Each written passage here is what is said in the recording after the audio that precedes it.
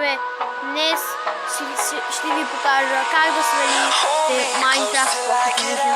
Както знаете, всеки играе Майнкрафт на компютъра, всеки аз се играя, но на телефона е с пари, докато на компютъра е безплатно.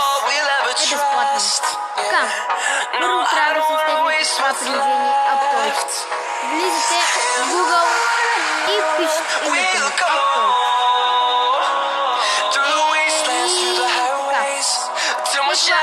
Този сайт. Влизате в него, трябва да ви изпише инсталиране Install Aptoide, окей. Сега ще ви се покажа на български. Инсталирайте Aptoide и вие инсталирайте Aptoide. И трябва да малко да ви се покаже това. Искате ли първо да изтеглите Aptoide тиренце 8.3.0.6 app и вие сте изтегляне. Би трябвало да ви изпише искате ли да изтеглите. Но просто аз имам приложението и за това ми пише искате. Ето. Отваряне. След което отивате във всички и пише какви са функциите му. След това натискате инсталиране.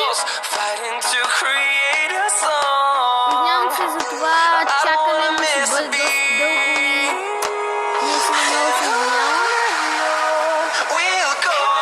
След като Aptoide ви се инстали, трябва да натиснете едно отваряне или готово.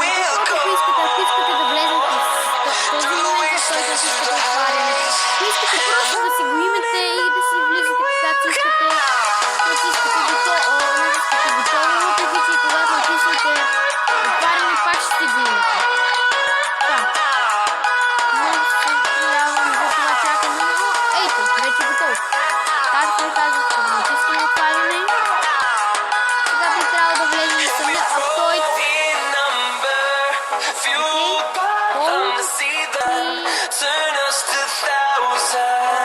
Така.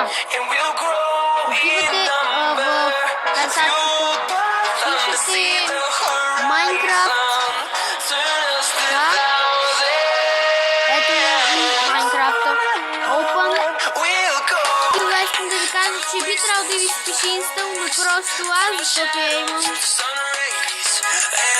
просто ще ви покажа в клипа какво представлява Майнкрафта на телефона.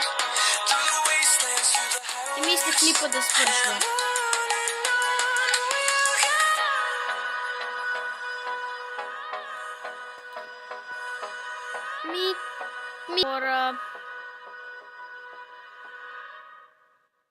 Ето така. Различни неща. И така, различни неща в Майнкрафт и клип нека клипа да свършва.